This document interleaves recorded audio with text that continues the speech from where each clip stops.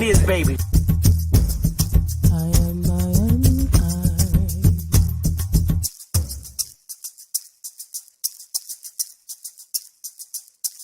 A real Indian, American Indian is me, not from Africa. Remember that. White people are scared to death right now, particularly white males. They're scared to death that they are going to lose their power in the future. And they are. But if you want to get ready for the future, if you want to be treated well in the future, treat others well in the present. There are African Americans here, but they recently moved here from places like Kenya, Ethiopia, Zambia, Zimbabwe, and Zaire. But now the brother whose family's lived in this country for generations, occupying space in all the locations, New York, Miami, LA, Detroit, Chicago, even if he's wearing a dashiki and sporting an afro. And if you go to Africa in search of your race, you'll find out quick, you're not an African American. You're just a black American in Africa taking up space. And we are not Africans. We are not African. Are you an African, baby? I'm not no African. Nigga, you a lying.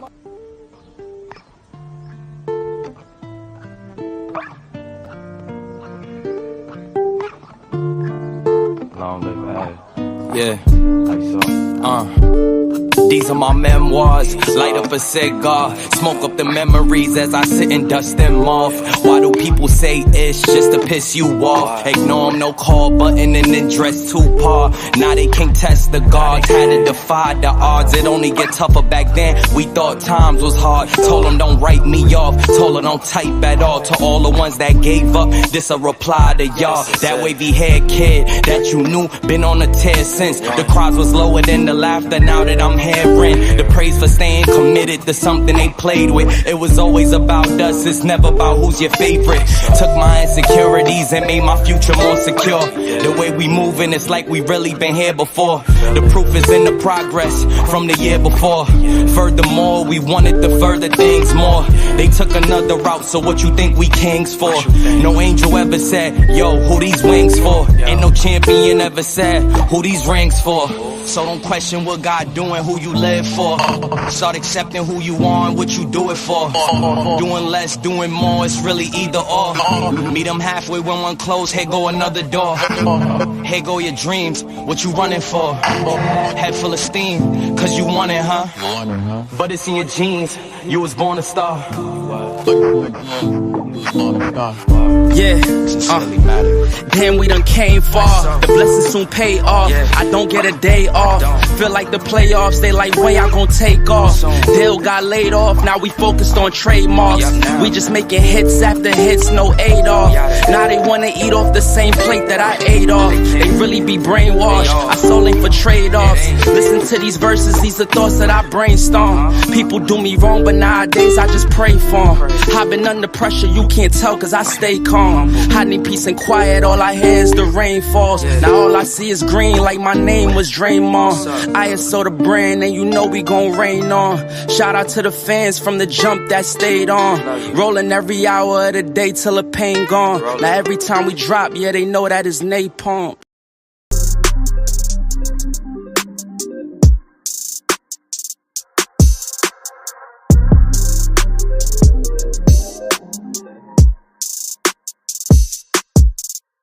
Time's been moving slowly, so we already in too deep. Can't get no sleep on each other, heavy teasing all day. And when the sun sets, you asking me to come through, kick it with you. Night turn to morning dew, then you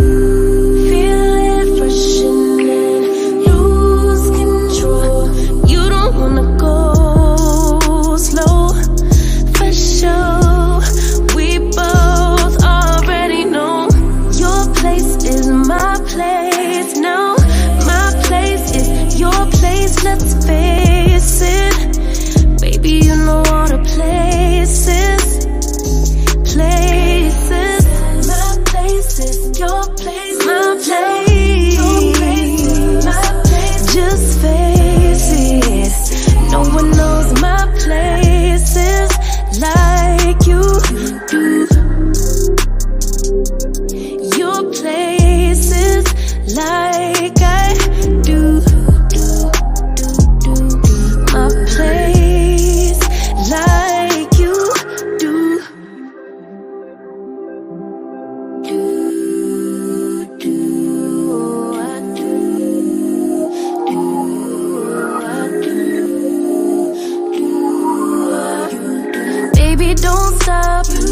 key to the lock, we in our own zone. Make yourself at home, get to know mine on the inside. Can meet at yours next time. In you, feel it fresh and lose control. You don't wanna go slow, for sure. We both already know your place is my place. Now my place is your place. Let's face it, baby. You know all the places. My place is your place. Your place is my place. Just face it. No one knows my places like you do. Your places like I do. My place. So hey y'all, smash the like button. Alibaba Haru, mic check. This thing be bugging out sometime. Mic check, mic check. Y'all good? We good? We good? Hey, girly girl, Stephanie, George Witcher, and everybody watching. Some of y'all shy folks. I want to get into a couple of things today. I want to go over just a few reminder notes of the Doctrine of Discovery. And I have an article and that goes along with that, as well as a court case about that was reversed in court because Indians were not allowed to sell land, individual in the private, or something to that extent. But I'm going to share both articles in the chat so that you can read it because they're good reads. I'm not going to read that whole court decision because it's like 60 damn pages. And it's where the United States didn't have jurisdiction over a decision that had to be reversed because they didn't have jurisdiction over specific Indian territories, period, point blank. They still shouldn't.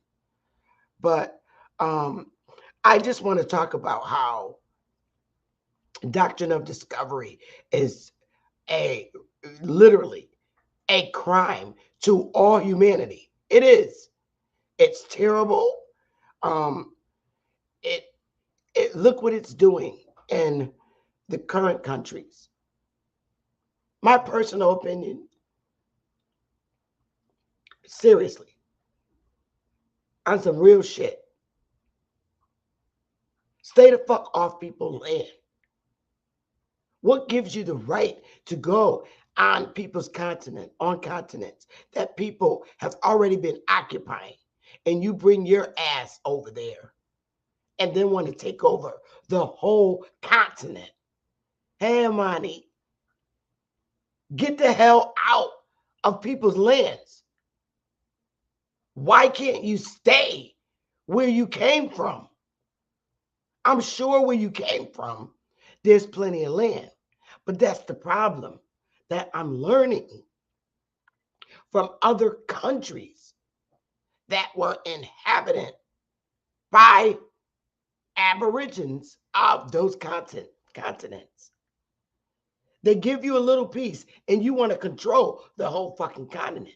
They give you a little piece to make your little country and you want to control the whole fucking continent. At some point, this shit got to stop. And you did it based on religious belief.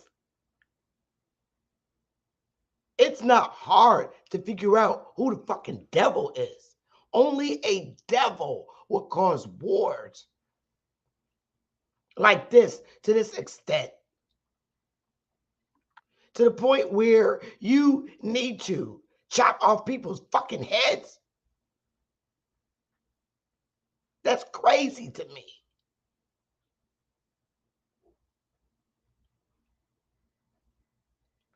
Aborigines from all continents seem to want these colonizing motherfuckers off their land. Whether they got a country or not, they want them out because they're sick of them. I see a World War III coming. I do. Just based on what they're doing. I see it coming. It's going to have to happen. World War III. I see it coming. This shit is crazy. And the United States defending, sticking their nose in a fight across the damn seas on a whole nother continent with our tax dollars.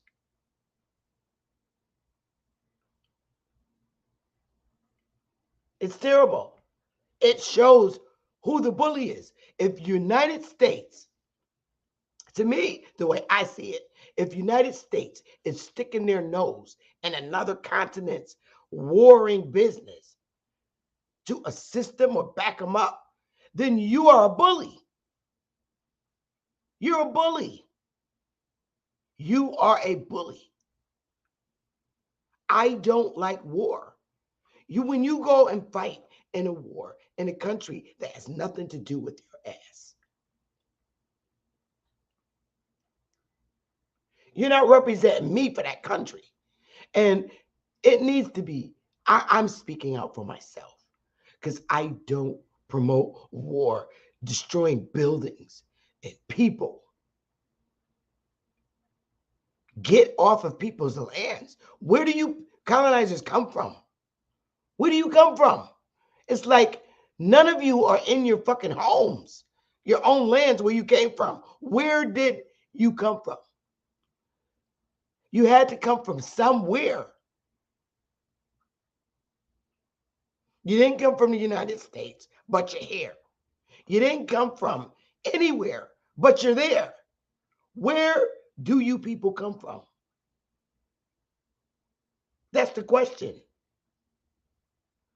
Why can't you all just go back to your own homes, your own lands? Why is it necessary for you to establish in every country?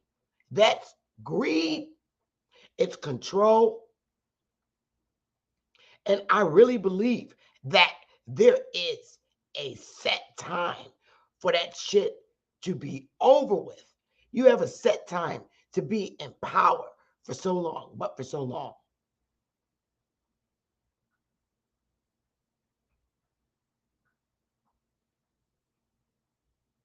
To me, they're not God. They're not my God. I don't pray to them because you have power and weapons.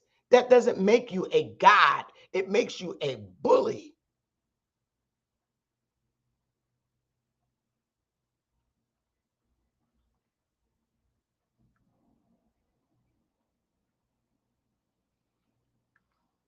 And bullies don't live long and they end. That's what expire. Bullying expires.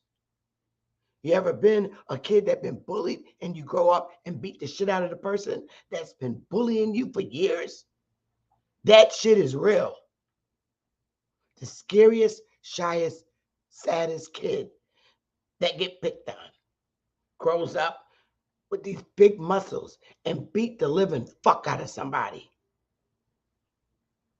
The people that been bullying them for years and tormenting them in school and class.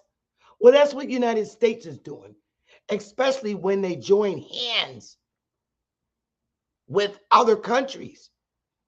You're over here in your little country that the Aborigines supposedly gave to you. We'll just say that.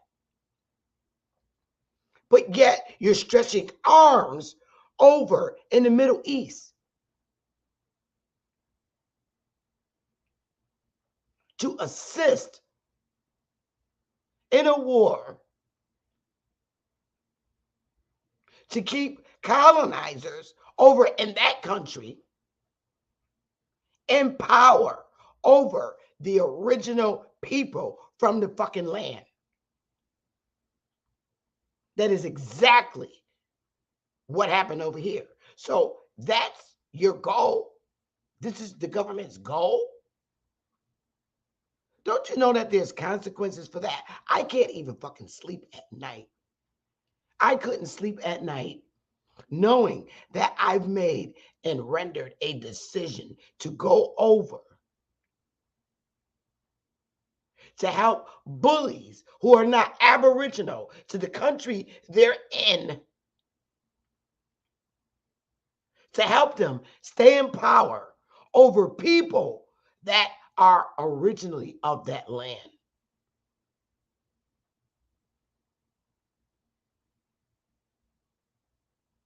Last I checked, that was Palestine's land. Why are you bothering them?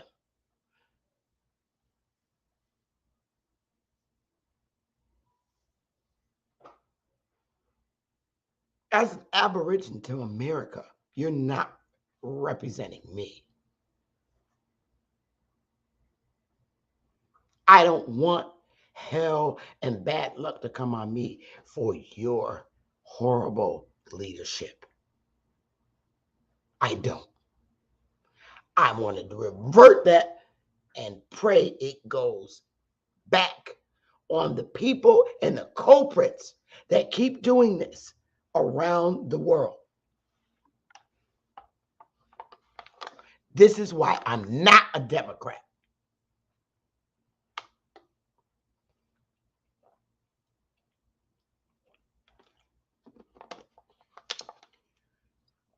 Let's read a few notes. Smash the like button, you guys.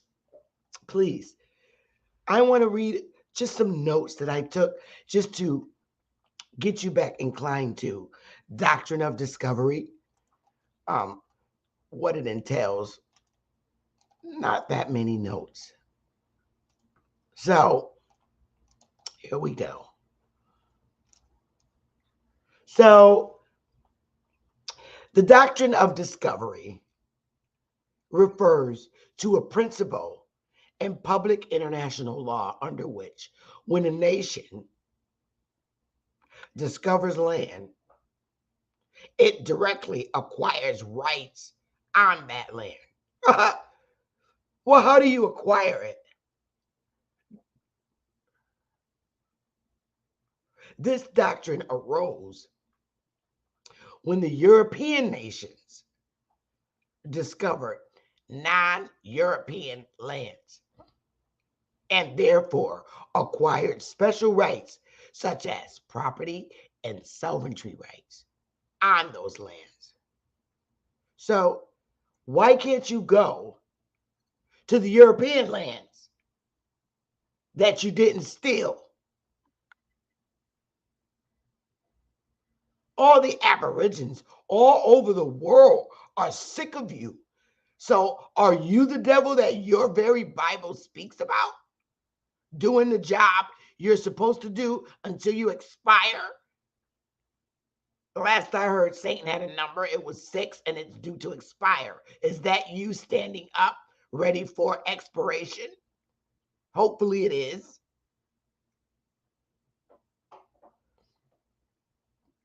The principle disregards the fact that the land oftentimes is already inhabited by another nation.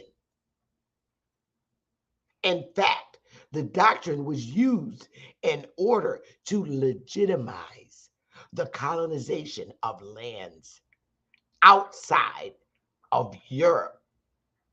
So your little religious belief said, go do it.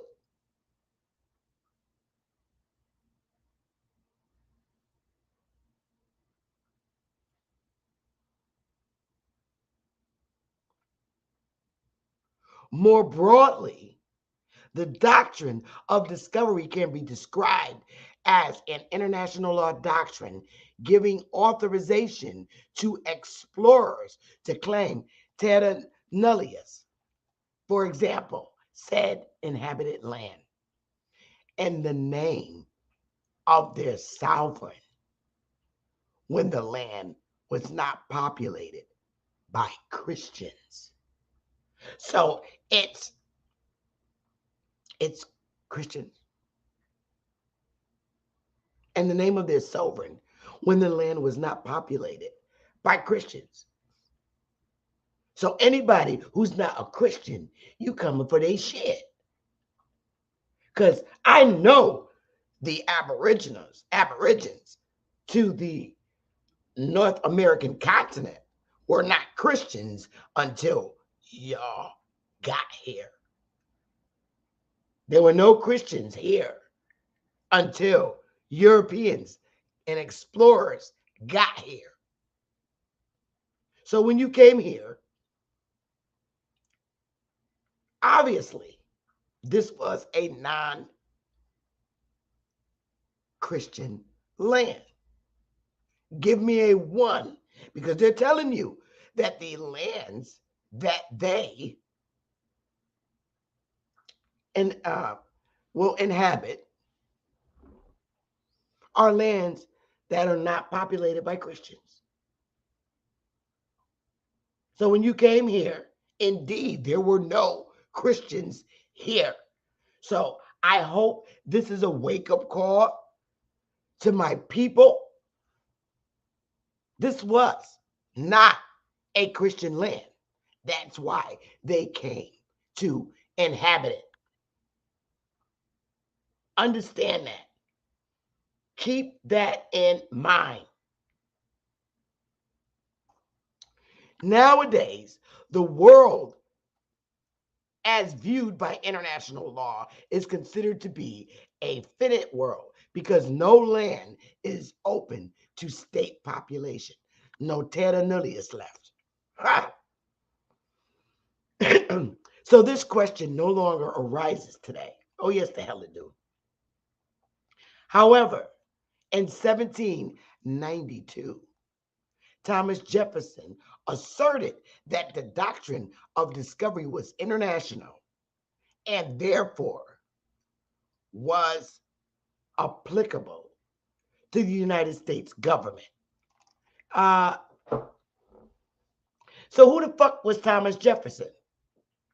Who was Thomas Jefferson, y'all? Answer that question.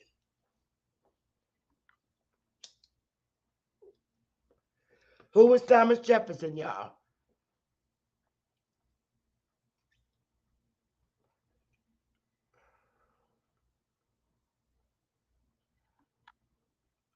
Can somebody in the chat tell me who Thomas Jefferson is? I know who he is. I just want to make sure y'all know. Please tell me who Thomas Jefferson is.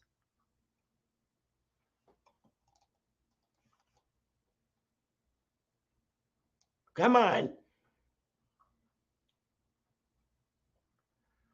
Yeah, but he was a slave owner. But what else was he? Yeah, he was that too. Come on. What was his title?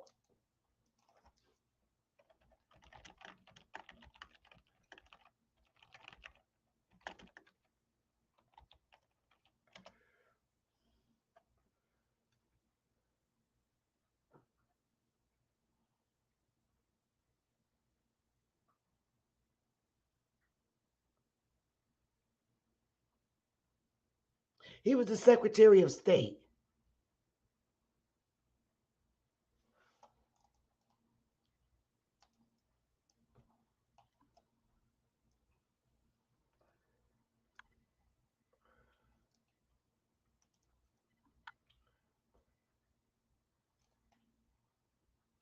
Okay?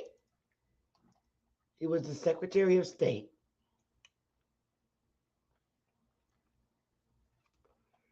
All right. And the Secretary of State,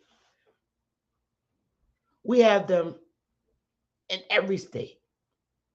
They do not have the power to make no fucking congressional or legislative determination of what's applicable to the United States government. That's the legislator's job to pass a law. And it also has to,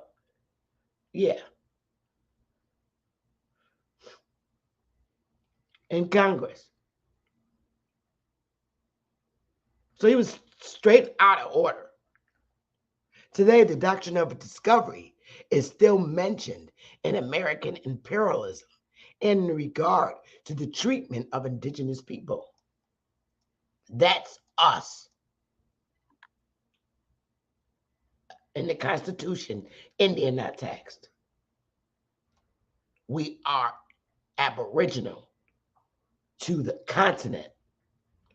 United States is a country inside of our continent.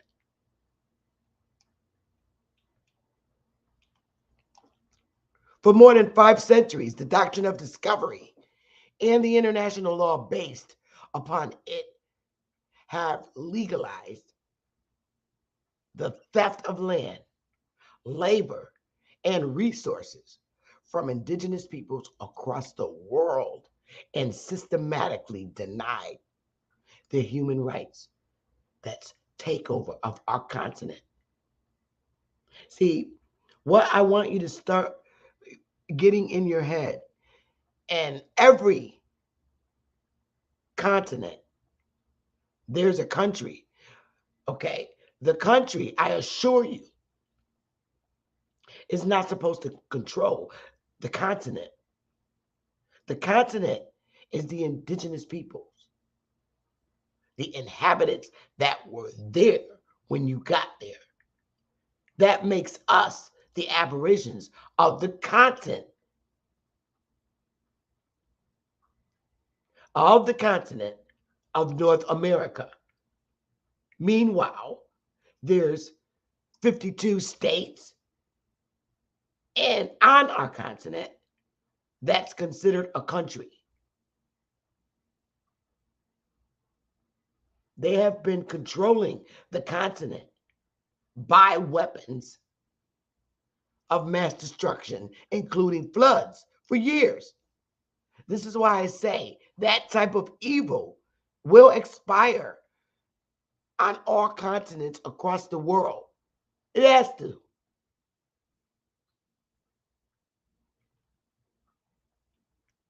In the U.S. Supreme Court, in the 1823 case, Johnson's versus McIntosh, Chief Justice John Marshall's opinion and the unanimous decision held that the principle of discovery gave European nations an absolute right to new world lands. In essence, American Indians had only a right of occupancy, which would be abolished. Now, when you're saying the right of occupancy, they don't mean on the continent. They mean in their country, which is the 52 states, that we have rights of occupancy in their 52 states. Outside the 52 states is our continent. Give me a 1.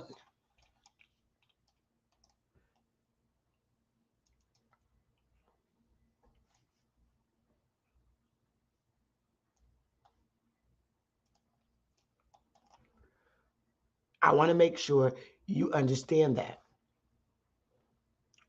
American Indians have occupancy rights within the 50 states. That's very clear. We have occupancy rights in their 50 states.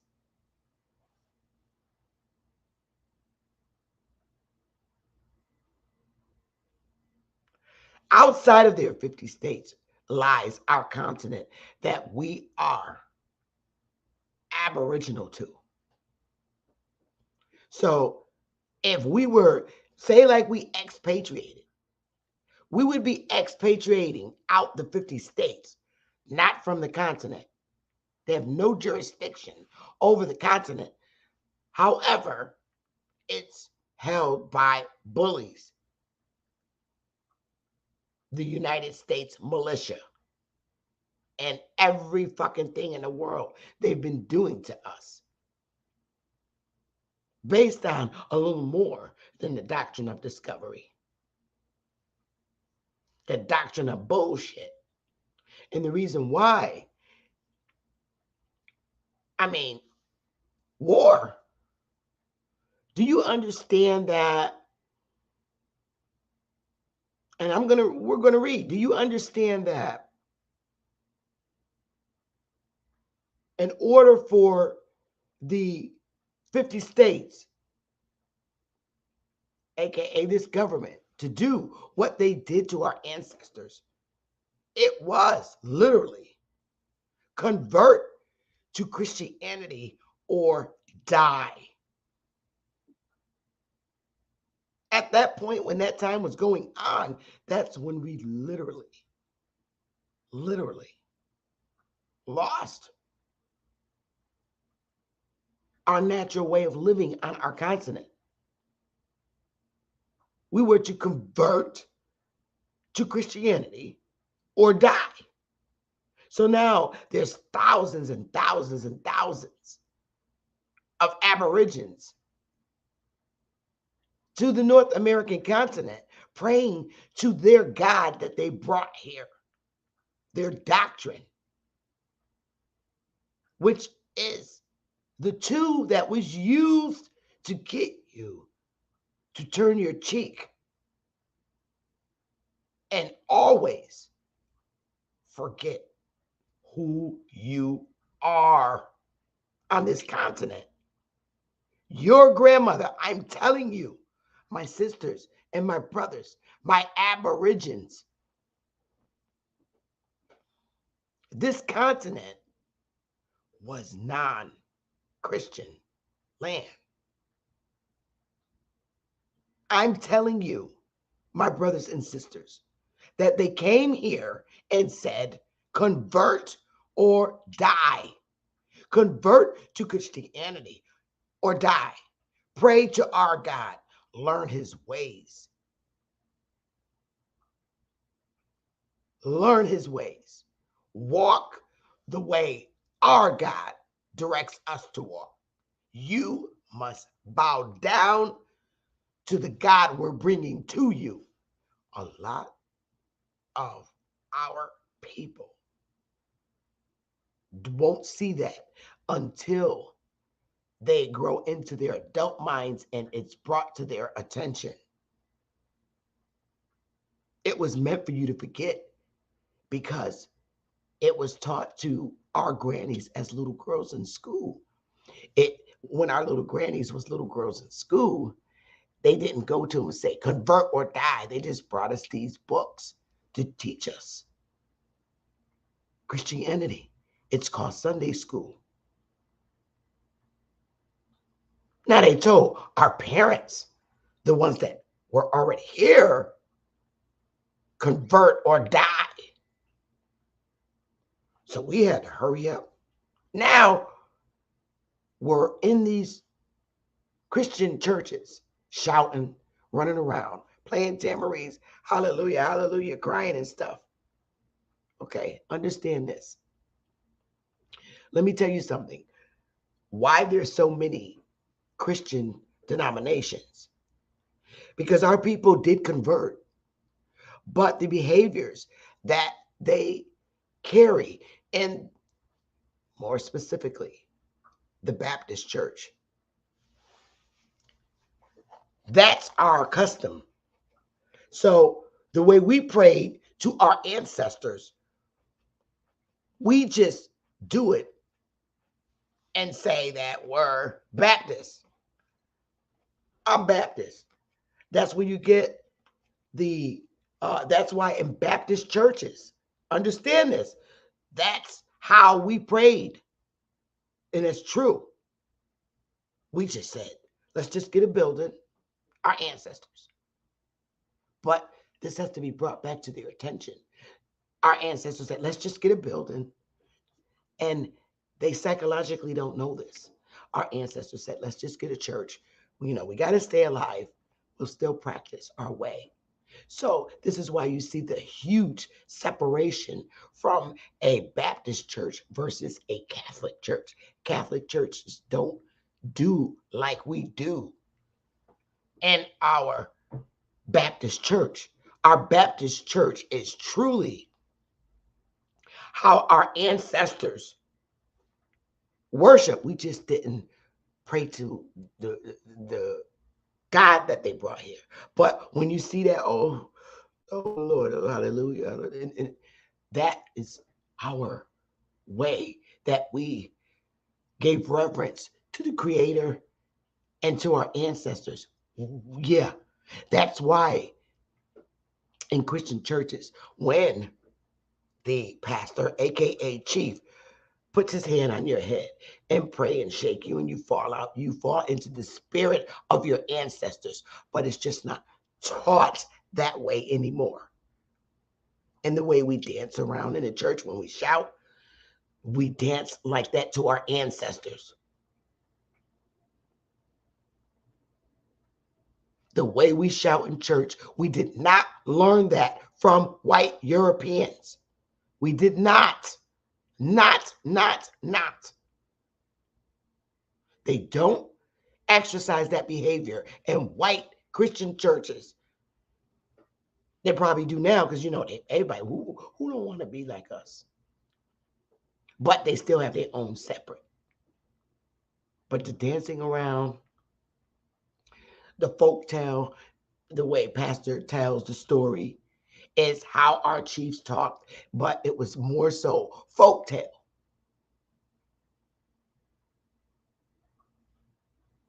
So a Baptist church, and I'm speaking specifically Baptist because you got some other weird Christian churches, but Baptist is a lot like our Indian heritage, and they were cool with that. But I just want to bring to Baptist people's recollection that what you're practicing is a lot of our original spiritual ways. We just made Europeans think that we're praying to their God.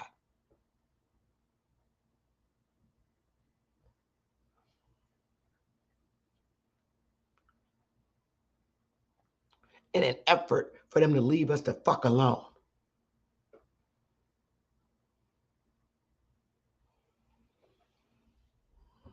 And that's a fact.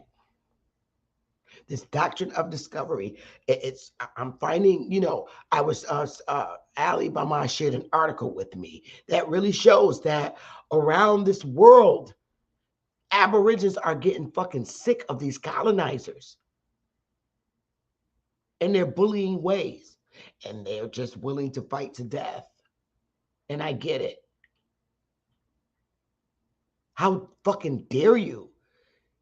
You know,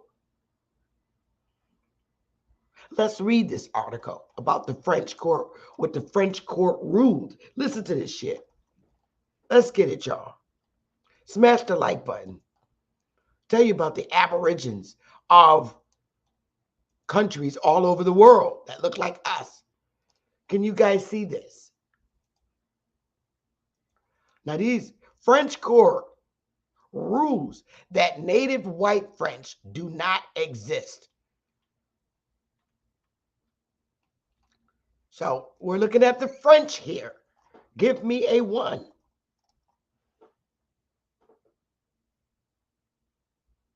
That's crazy. In 2010, a rapper and sociologist joined forces to publish a book on CD, both titled F France, the General Alliance Against Racism and for the Respect of French and Christian Identity. Agriff took them to criminal court in Paris and charged them with public insult and incitement to discrimination, hatred, or violence. After 5 years, the court finally came to their verdict. It claimed that white people are not considered native to France under French law.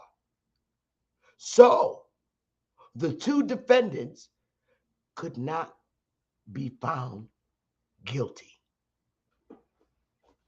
Give me some fucking fire. That's very, very real.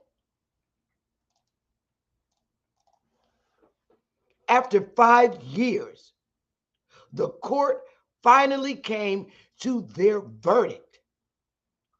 It claimed that white people are not considered native to France under French law. So the two defendants could not be found guilty. Your ass is white. Now, let me just think about this shit. If white people are not considered native to France under French law,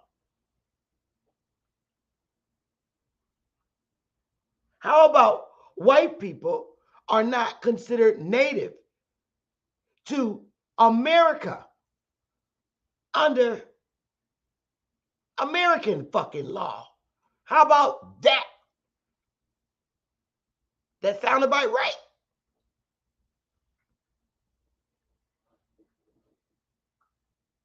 How about that shit? Don't get mad at me. France made this ruling, not me.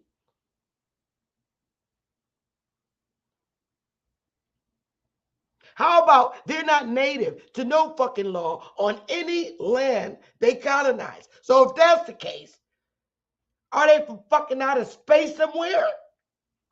Because everywhere they went, they colonized.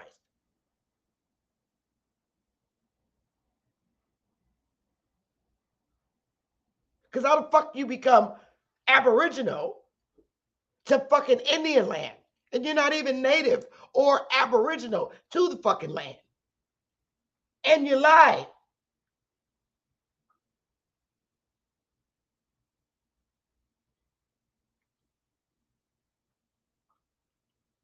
I'm just reading an article. The court said that native French as a group does not cover any reality, legally, historically, biologically, or sociologically. How about that shit?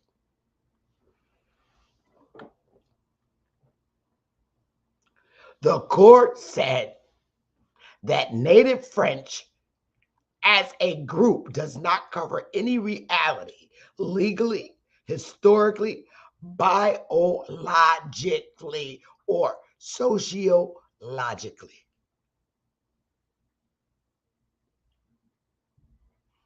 It ruled that whites or the white race is in no way a legal component of the quality of the French, and apparently that the native white French do not constitute a group of people. How about the Native Americans don't constitute a fucking group of people? Wait a minute now. According to the 1881 Act on Freedom of the Press,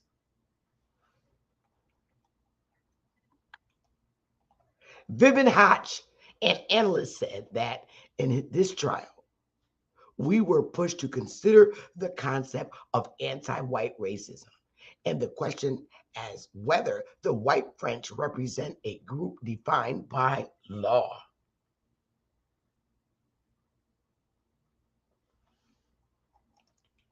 While American Indians, how about that? American Indians. While American Indians, I'm going to keep saying it, so please give me fire. While American Indians, I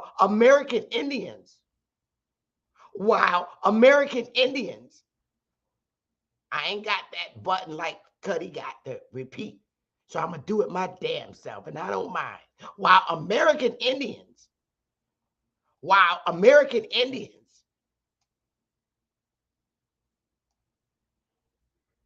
Australian Aborigines, or New Zealand's Maori are considered native to their respective places. Certain high-ranking officials do not consider white people native to Europe, or in fact, anywhere on the planet. What the fuck? Wait a minute. Let's go back. You know what? Y'all got to give me a minute. This shit just got real. Hang on, y'all babies. This shit is real. Hold up.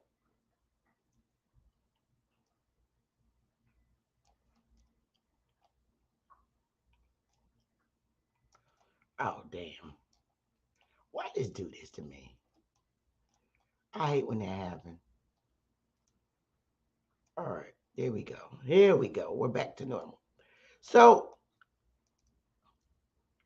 why is this like this? All right, there we go. I'm going to read that again. While American Indians, Australian Aborigines, or New Zealand's Maori are considered native to their respective places, certain high-ranking officials do not consider white people native to Europe, or in fact, anywhere on the damn planet. That is because native groups are entitled to special privileges under the Declaration on the Rights of Indigenous People. According to this law, indigenous groups are encouraged to maintain and strengthen their own institutions, cultures, and traditions. It gives them a right to remain distinct and prohibits discrimination against them. Basically, it gives them the right to preserve their heritage. This is not what anti-whites want Europeans to do. They want us to be eliminated from our own fucking continent, as well as colonial countries. That's telling you right. They want us to be eliminated from our own fucking continent, including within their colonial countries, which would be, in this case, North American landmass, including the fucking 52 states.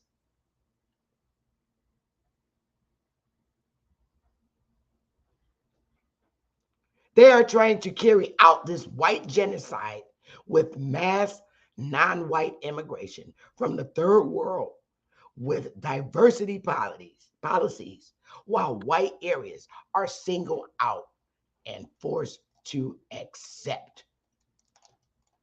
Copy. And you know this is some shit. How about that for an article?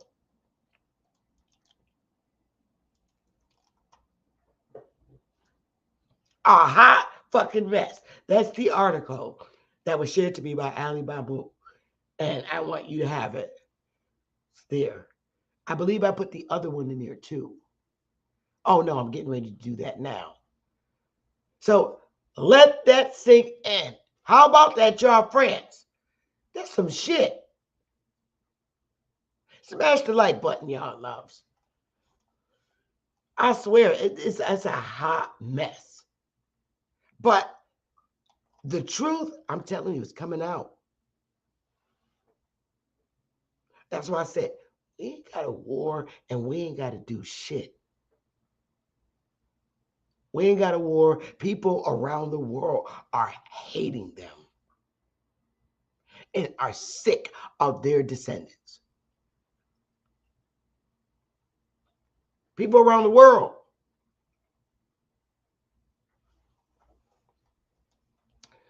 Let's go, y'all. I just want to pull up that case from Jefferson and shit. Let's get to it. I'm not reading the whole case. I'm just going to go to the top and read and go straight to the decision. But I will put the link in the chat so you can read it. This shit is 63 pages long. Not happening. So let's get it, y'all. I'm going through this pretty quick, so I might not be in here that long. But I think the census sheets will be really fun. Hey. All right, here we go. here's a good read, copy. And I'm going to paste this before I even go there.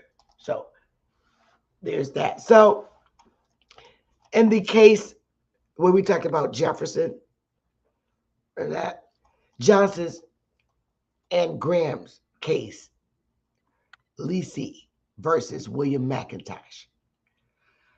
Listen, a title to lands under grants to private individuals made by Indian tribes or nations northwest of the River Ohio in 1773, I want to say. Yeah, and 1775 cannot be recognized in the courts of the United States.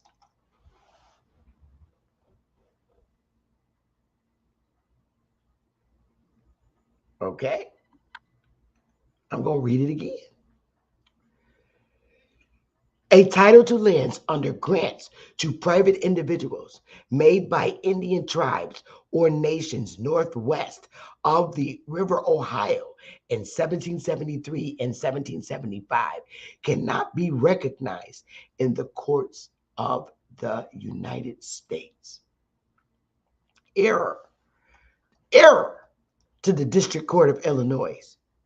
This was an action of ejectment for lands in the state and District of Illinois claimed by the plaintiffs under a purchase and conveyance from the Pickashaw Indians and by the defendant under a grant from the United States. United States like giving out these fucking grants.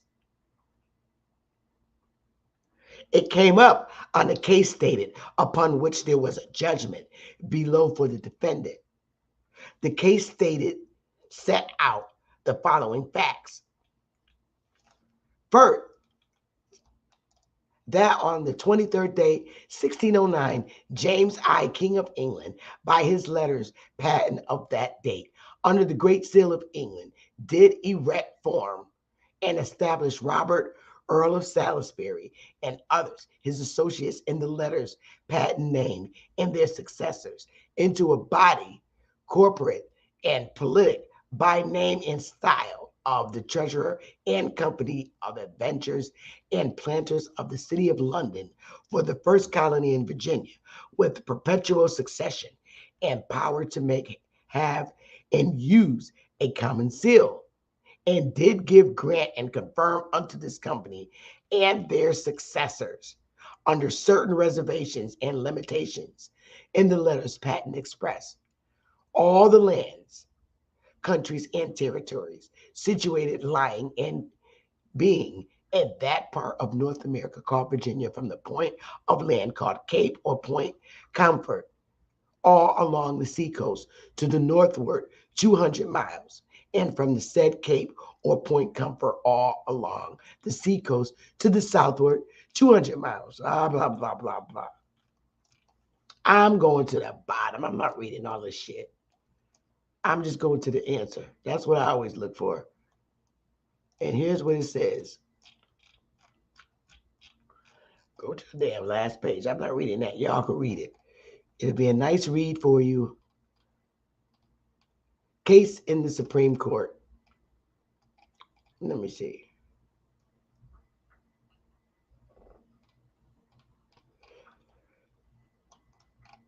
Where do I want to start?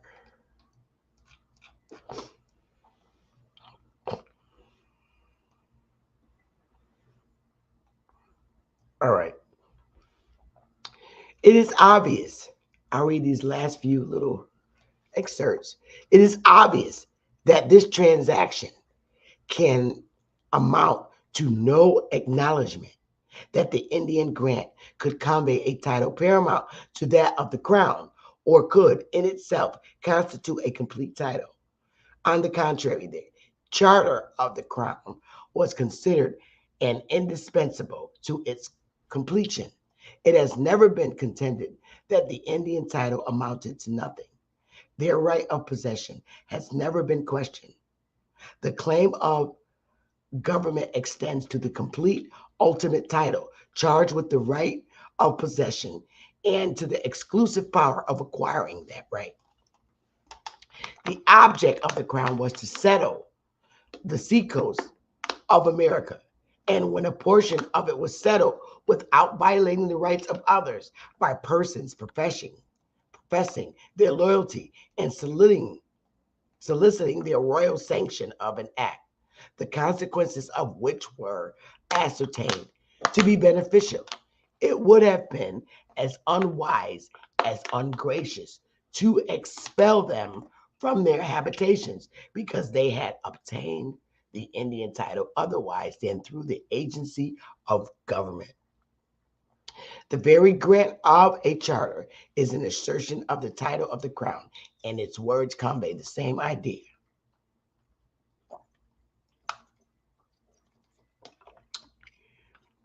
The country granted is said to be our island called Rhode Island, and the charter contains an actual grant of the soil as well as of powers of the government. The letter was written a few months before the charter was issued, apparently at the request of the agents of the intended colony, for the sole purpose of preventing the trespass of neighbors who were disposed to claim some authority over them. The king, being willing himself to ratify and confirm their title, was of course inclined to quiet them in their possession. This charter and this letter certainly sanctioned a previous unauthorized purchase from Indians under the circumstances attending that particular purchase, but are far from supporting the general proposition that a title acquired from the Indians would be valid against a title acquired from the crown or without the confirmation of the crown. The acts of the several colonial assemblies prohibited purchases from the Indians have also been relied on as proving that independent of such prohibition, Indian deeds would be valid. But we think this fact at most equitable, while the existence of such purchases would justify their prohibition, even by colonies which considered Indian deeds as previously invalid. The fact that such acts have been generally passed, it is strong evidence of the general opinion that such purchases are opposed by the soundest principles of wisdom and national policy. After bestowing on this subject a degree of attention which was more required by the magnitude of the interest in litigation and the able and elaborate arguments of the bar than by its intrinsic difficulty, the court is decidedly of opinion that the plaintiffs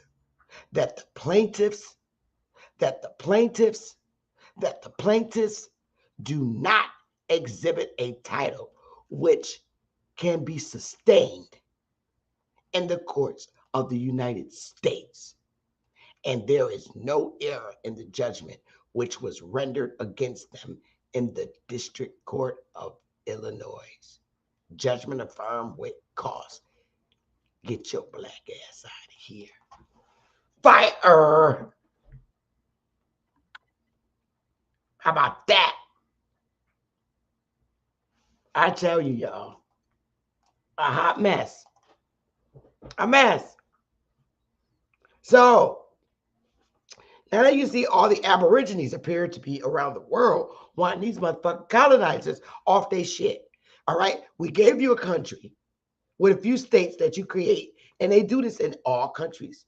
And even, damn, I thought I only heard in YouTube here from like Ad Power,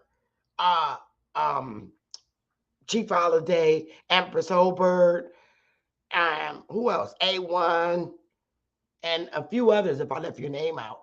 I only thought that I heard in our community in YouTube that where the fuck they come from. They probably not from the planet, but goddamn, way over in France, they saying the same shit. Y'all, give me a 2-minute woman break, and I'll be back. And we're going to get into the census sheets. Okay? So let me go run to the ladies' room, and I'll be back.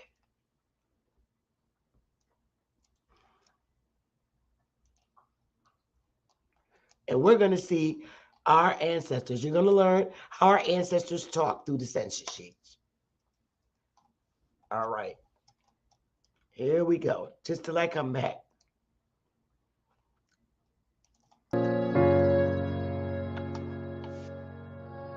Yeah. Conscious.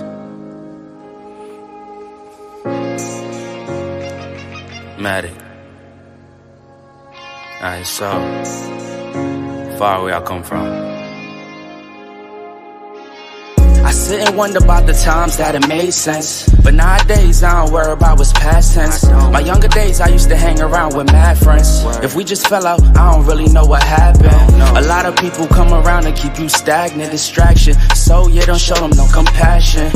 We was really out here grinding, really rapping, stacking them Franklins, them Grants, and them Jacksons. Imagine if we would've never chased our passion. We probably would've never knew what happened.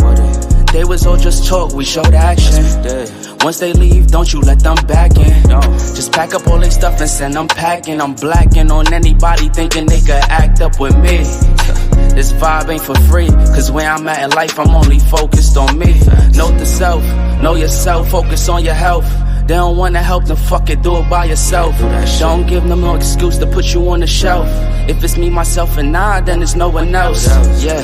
Self-love is the best love. It's the people who always give that never get love. They ain't real enough to probably say they messed up. Just let it go and make the best of it. Yeah, self-love is the best love. It's the people who always give that never get love. They ain't real enough to probably say they messed up.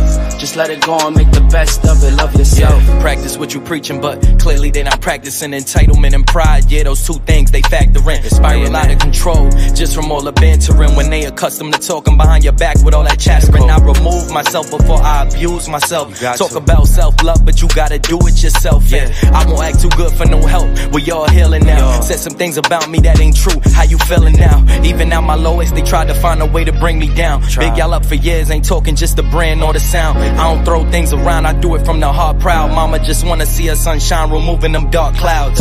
Yeah, self-love is the best love. It's the people who always give that never get love. They ain't real enough to probably say they messed up. Just let it go and make the best of it.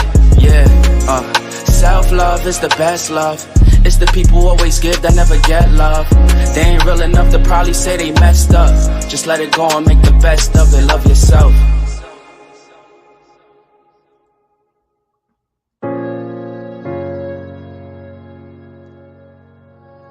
Yeah. Conscious. Matic. Alright, so far away I come from.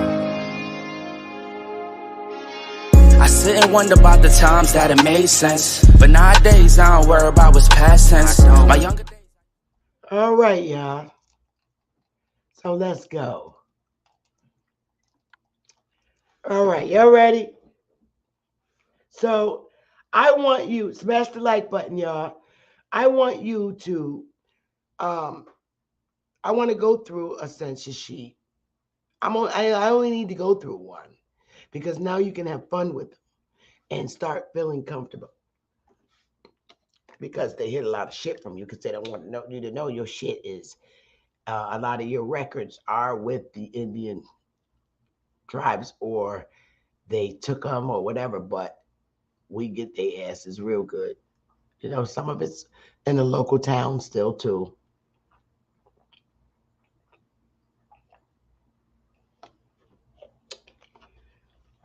So let's see how grandma speaks, because a lot of you are like, oh, I did my genealogy and with the census sheets, I could only get to like 1870 and I'm stuck. Honey, take a fucking bow. Please. I think after today, you could take a bow. Seriously. Oh shit, I forgot to do something. Damn. Let me see if I did it. I damn sure did. I'll be goddamn. Damn. I screwed up. Now I got to do another one. Y'all got to give me a minute. Shit.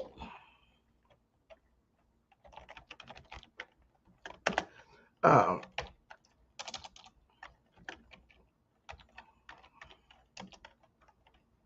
um, uh,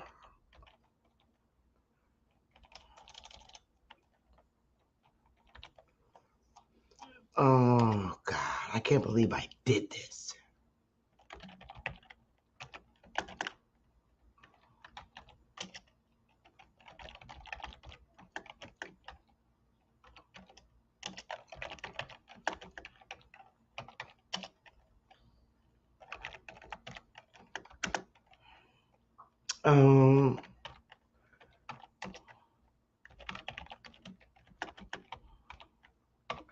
All right, now I got it.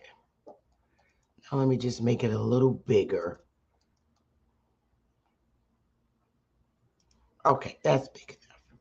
Here we go. It's only taking me a second, y'all. I'm sorry. Because I wanted you to see the little line that I got here. Because it guides you.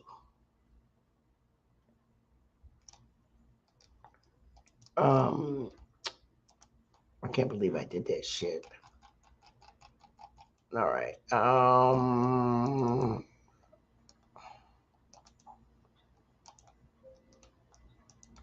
Okay. So now I got to upload it. I'm back here uploading stuff. That I delete this overlay and upload the right one.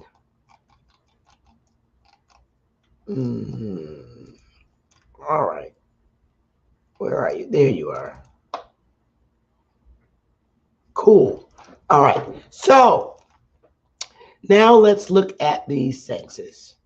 I'm going to drag that over here. You know, we get into a situation where we're like, I could only get to 1870 and I'm stuck.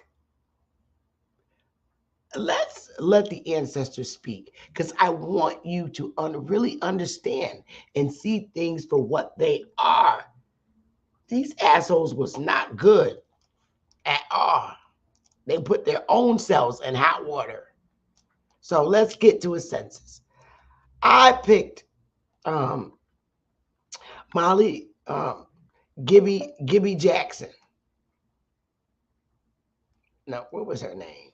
Yeah, Gibby Jackson. And where are you? The Jacksons, right? Now let me do a share screen. I just always pick families.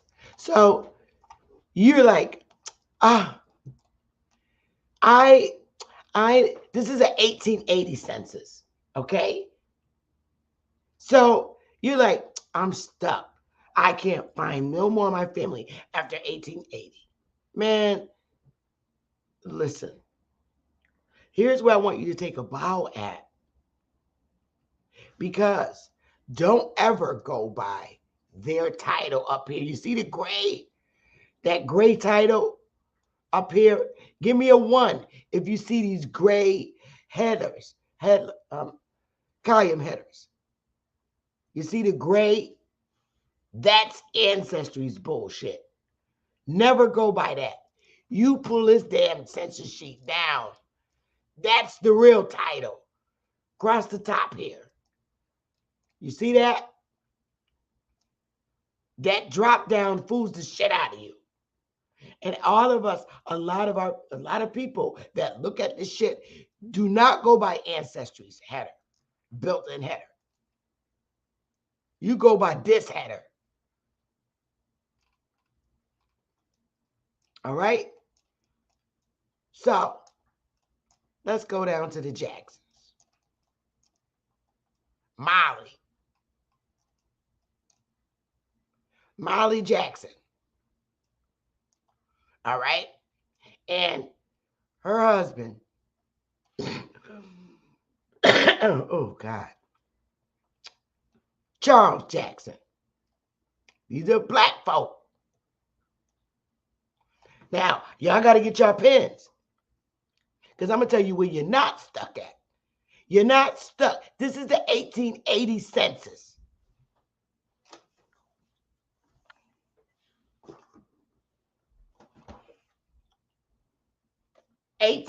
census, right? So, Charles is 50 years old. This is the 1880 census. 1880 minus 50. Charles was born in 1830. Your ass is in Indian Removal Act. Give me fire. Because it wasn't that Charles was born in 1880. No. Charles was born in 1830. The census sheet is in 1880, but Charles was born in 1830 because 50 years from 1880 brings you back to 1830. Give me a 1. So I know that you know the ancestor has spoken. So when you're doing your genealogy, you indeed have gone back to the 1830s. Do you understand that? Give me fire. And I'm going to tell you why you went back to the 1830s of Charles Jackson, Molly, and Gibby being here. Because over here,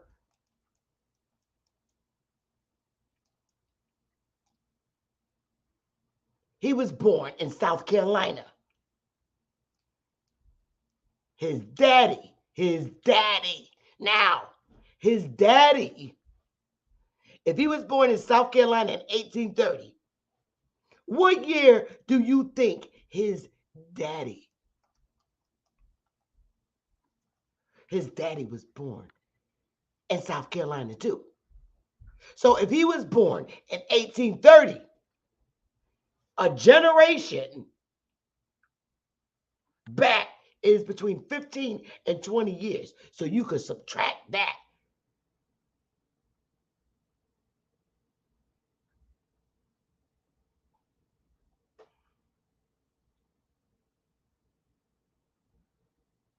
If he was born in 1830, you could you can subtract, let's say, 20 years.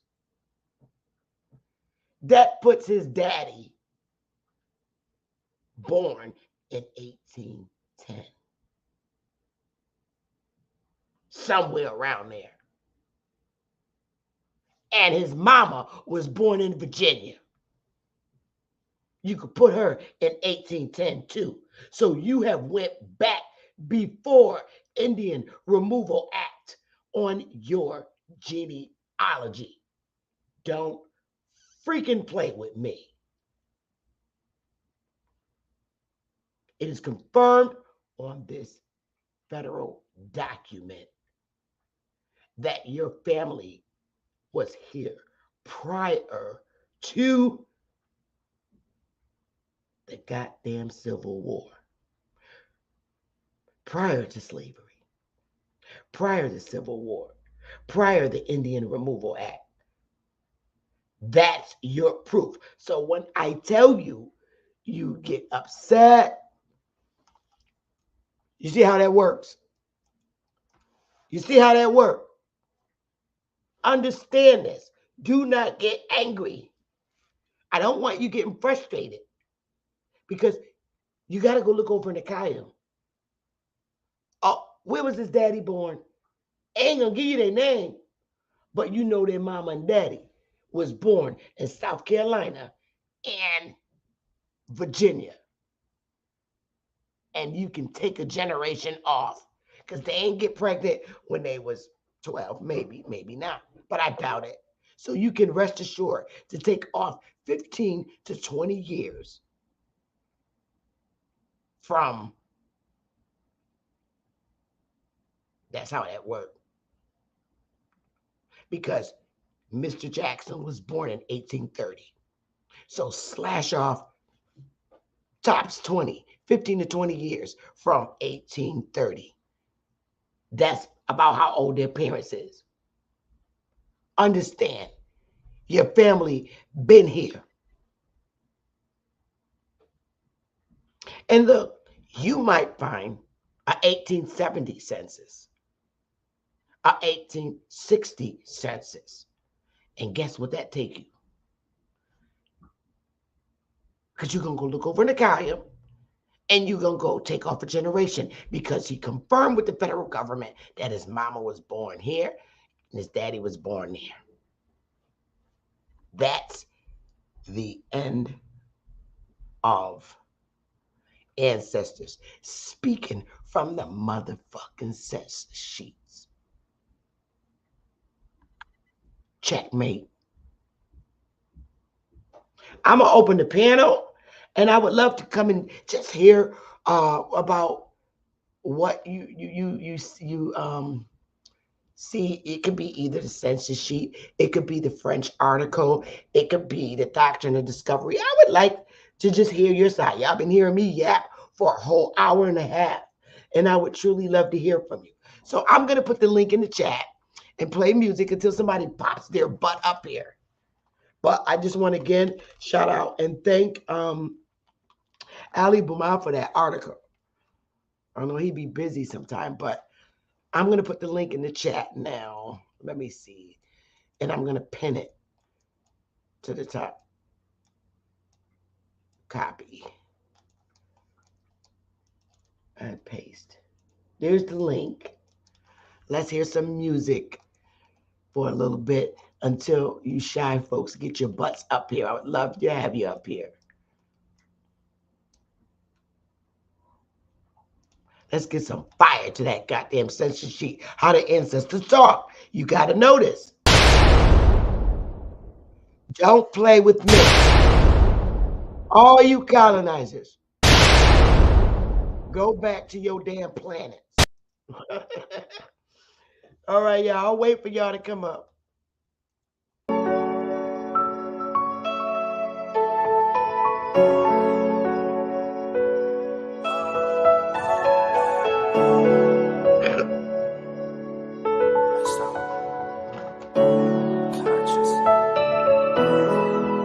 Then they put you on trial. I was just a young child. Gave you 25 to life, all these years gone by. And you never asked why. All you did was pray to God, all you did was wait your time. Now you about to come home, and I'm about to have a child. It's gonna be worthwhile. It's gonna be worthwhile. Remember nights I cried, now we at the finish line. You was only 21 with a son on the run, though. You was living in the jungle. Got charged for a murder and some weed and a gun, though.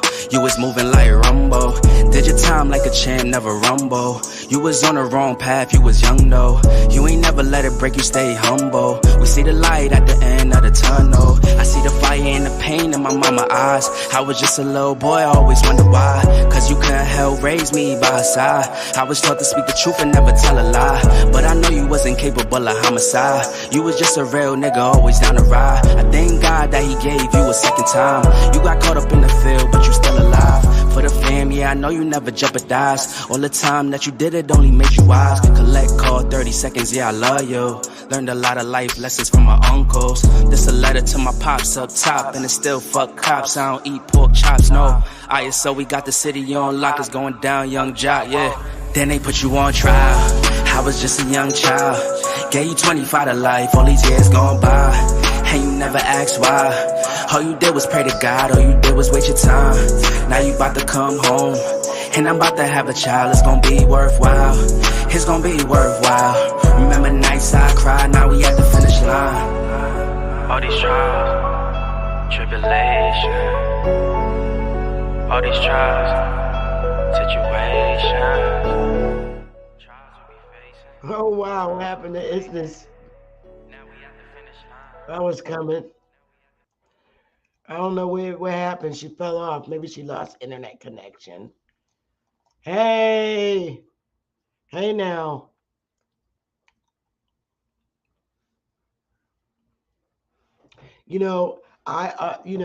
I'm not gonna play with these boo-boos and all this bullshit about not putting our bodies here when we're not supposed to be here.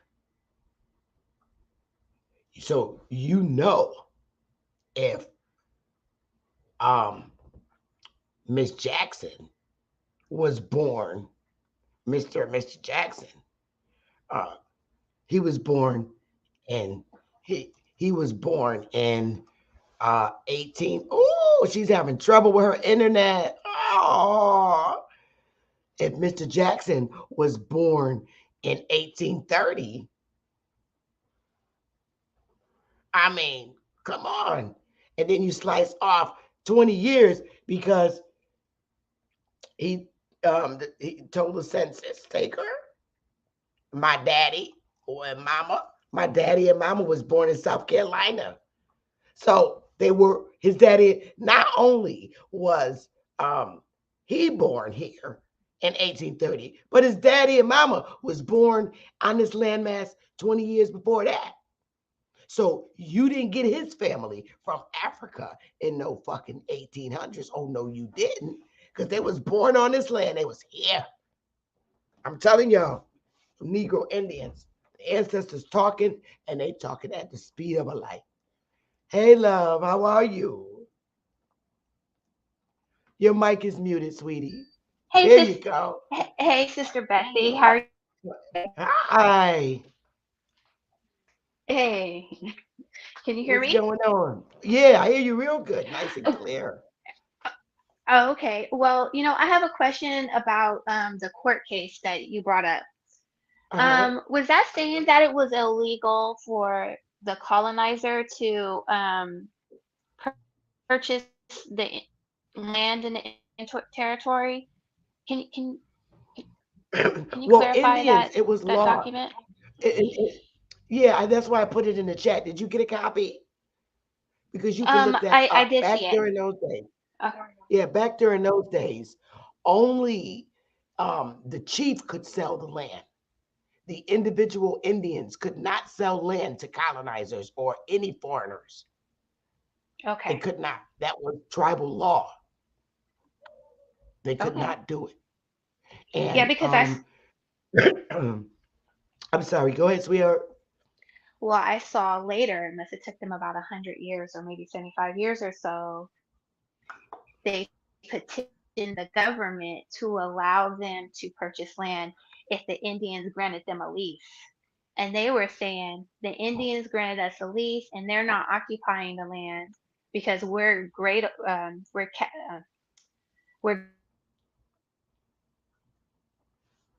Oh, you're faded off. You're talking about those land leases. Those land leases is because we they allowed couldn't them to. I'm sorry. No, go ahead, sweetheart. You had cut off, so I didn't get to Okay. hear you. Okay.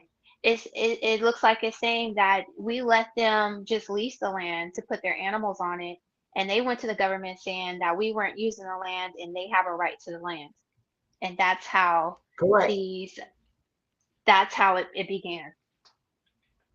Oh, yeah. Facts. That's a fact. It started off as land leasing.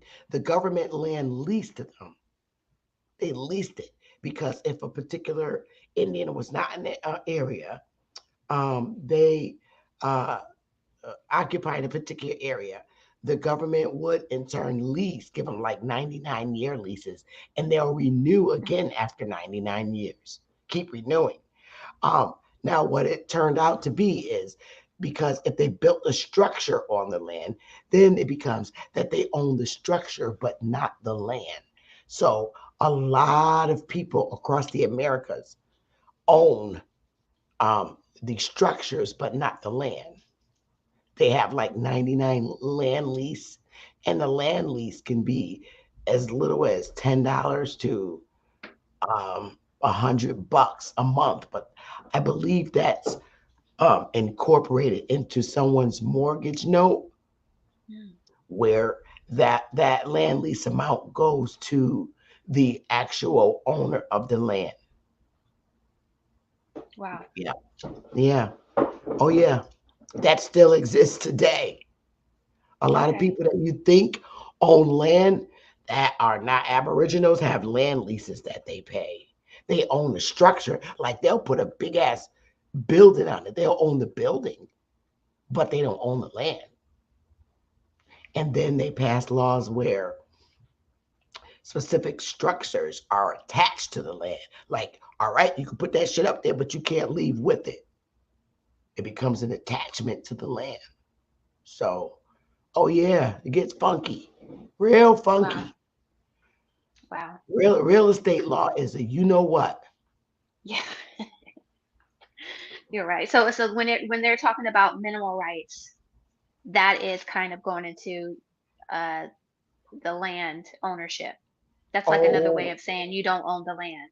that's right. You don't own the mineral rights. That's why it's so important when you do purchase land, just land that has no structure, you make sure that that town knows that you own the mineral rights to the land. Because you could purchase some land and then boom, you got some damn oil and gold down there, and it's yours. And that happened a lot in Georgia, and Dallas, and Kentucky. Yeah, these little nasty mouth hickeys. You remember that show, Green Acres, a little ugly family that looked like the hillbillies from the damn cave, Yes. and then Struck Rich. That's kind of shit. Okay. And they ain't own it. They didn't own that damn land. And then I also, when you were talking about the religion, so I'm looking up, and obviously, or of course, the website said Native American religion was deemed, um, illegal or something. But if you look at Mhm. the actual document, and I sent it to you, it's from I think 1883, and the Secretary of State wrote somebody talking about how the Indians need to, like, the government, the United States needs to stop the Indians from practicing their own religion. They did not use the term Native American. They used the Right. term Indian. And and it says that he wanted assistance from the U.S. government and its agents to go through and stop these Indians from practicing the religion because it keeps them. He wants to stop their Indianness, quote. Yeah. I So it's sir, really. we're how many pages is this? Oh, only 6 pages. Do you want to read this? This was in 1882. Okay, let me get to my computer. 1 second. I can't. My voice, Let me go down here so I can make it big for you. Okay, so okay, so this is the rules government governing the Court of Indian Offenses, Department of Interior, Office of Indian Affairs, Washington, March 30, 1883. So Now you just now, pulled it. Okay. 1883. How Yes. old was Mr. Jackson in 1883, y'all? How old was his daddy?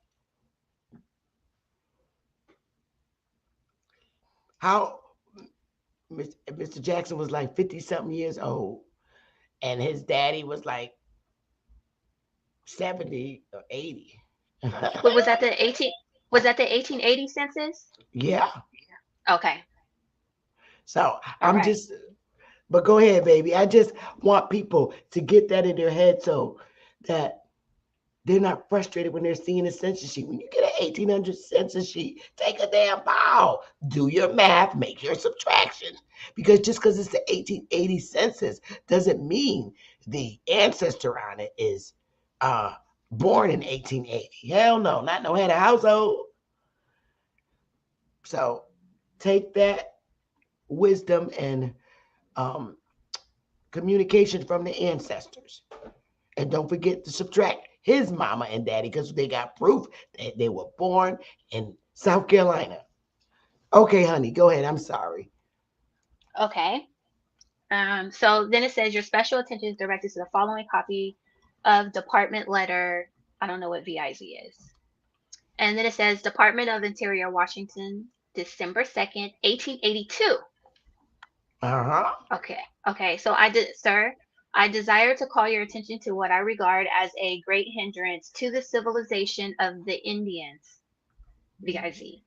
The continuance of the old heathenish dances, the ones we were talking about, the ones our grandmamas did at the church, And today we twerk. Why they right? hating? They hating because they can't do it, but go ahead. Such as the sun dance, scalp dance, and sea. These dances, or feasts as they are sometimes called, ought, in my judgment, to be discontinued, and if the Indians, now supported by the government, are not willing to discontinue them, the agent should be instructed to compel such discontinuance. These feasts or dances are not social gatherings for the amusement of these people, but, on the contrary, are intended and calculated to stimulate the warlike passions of the young warriors of the tribe. Hmm. At, at such feasts, the warrior recounts his deeds of daring boasts of his inhumanity in the destruction of his enemies, and his treatment of the female captives in, in language that ought to shock even a savage ear. The audience, the audience assents approvingly to his boast of falsehood, deceit, theft, murder, and rape, and the young listener is informed that this and this only is the road to fame and renown, kind of like rap music. Yeah. The result is the demoralization of the young, who are incited to emulate the wicked conduct of these elders, without a thought that in so doing they violate any law, but on the contrary, with the conviction that in so doing they are securing for themselves an enduring and deserved fame among their people. Active measures should be taken to discourage all feasts and dances of the character I have mentioned. Now, we don't even know if this is true, right? But it is because they never like our dances. Now they be struggling to try to do it. You right? Okay. So it says the marriage relation is also one requiring the immediate attention of the agents. While the Indians remained in a state of at least semi-independence, there did not seem to be any great necessity for interference, even if such interference was practicable, which it doubtless was not. I don't know what that means. Right. While dependent on the chase, the Indian did not take many wives, and the great mass found themselves too poor to support more than one. But since the government supports them, this objection no longer exists, and the more numerous the family, the greater the number of rations allowed. I would not advise any interference with plural marriages now existing, but I would by all possible methods discourage future marriages of that character. The marriage relation, if it may be said to exist at all among the Indians, is exceedingly lax in its character, and it will be found impossible for some time yet to impress them with our idea of this important relation. So it almost looks like it's saying that, because you know how some people say that Indian have the plural marriages, Right. but it looks like they kind of didn't. Okay. Right. The marriage state existing only by the consent of both parties is easily and readily dissolved. The man not recognizing any obligation on his part to care for his offspring, as far as practicable. The Indian, having taken to himself a wife, should be compelled to continue that relation with her, unless dissolved by some recognized tribunal on the reservation or by the courts. Some system of marriage should be adopted and the Indian compelled to conform to it. The Indian should also be instructed that he is under obligations to care for and support not only for his wife, but his children, and on his failure, without proper cause, to continue as the head of such family, he ought in some manner be punished, which should be either by confinement in the guardhouse or agency prison, or by reduction of his rations. Uh-huh. So they're gonna put you in slavery if you don't take care of your kids. Like Another, now, they put your ass in like, jail. You don't pay your yeah, child support. right, Same shit, same different thing, time. right. Now, Another who you great, think they oh, go doing ahead. this to? Who you think they doing this to? Negroes. Right. Negroes, because they are Indians by law and tribal custom. And what do you And think this our is custom is? and this is policy, and that's the policy. Hello, hello, hello. You got it, boo boo. All right. This is good. Another great hindrance to the civilization of the Indians is the influence of the medicine men, who are always found with the anti-progressive party. The medicine men resort to various artifices and devices to keep the people under their influence, and are especially active in preventing Preventing. the attendance of the children at the public schools, Boom, using yes, boom, boom. Now, right, why are they using the name public schools in 1883? Because they're Indian. They were formerly, go ahead, girl, because I'm just going to get pissed. This goes right along with what I was saying about the church stuff. But go ahead, baby. okay, is there, so these guys, these medicine men are using their conjurers arts to prevent the people from abandoning their heathenistic rites and customs. While they profess to cure diseases by the administering of a few simple remedies, still they rely mainly on their art of conjuring. Their services, okay, so this goes to what you were saying about the original religion, right? Yep, yep. So, still, okay, they rely mainly on their art of conjuring. Their services are not required even for the administration of the few simple remedies they are competent to recommend, for the government supplies the several agencies with skillful physicians who practice among the Indians without charge to them. Medi-Cal or Medicare. Steps should be taken to compel these impostors to abandon this deception and discontinue their practice, which are not only without benefit to the Indians, but positively injurious to them. And ain't okay, everybody's been talking about Dr. Sebi lately. Yep, don't Dr. Sebi. No, Dr. Sebi, you can't do what you do. And Right? don't be giving nobody no weed. Stop smoking weed. Right? The medicine man, they come to give you some weed. You be all right. And it says that the medicine men worked. Like what they gave the people worked, but they want the Indian to use their skillful physicians. Yeah, they want us to be their little test subjects like they did over in Africa. Yeah. Right. The value of property as an agent of civilization ought not to be overlooked. Okay. When an Indian acquires property with a disposition to retain the same, free from tribal or individual interference, he has made a step forward in the road to civilization. One, one great obstacle to the acquirement of property by the Indian is the very general custom of destroying or distributing his property on the death of a member of his family. Frequently, on the death of an important member of his family, all the property accumulated by its head is destroyed or carried off by the mourners, and his family left in desolation and want. While in their independent, do you want me to stop? No, no, no, no. I'm just Okay. hooked because I'm just like pissed with these people. Go ahead, baby.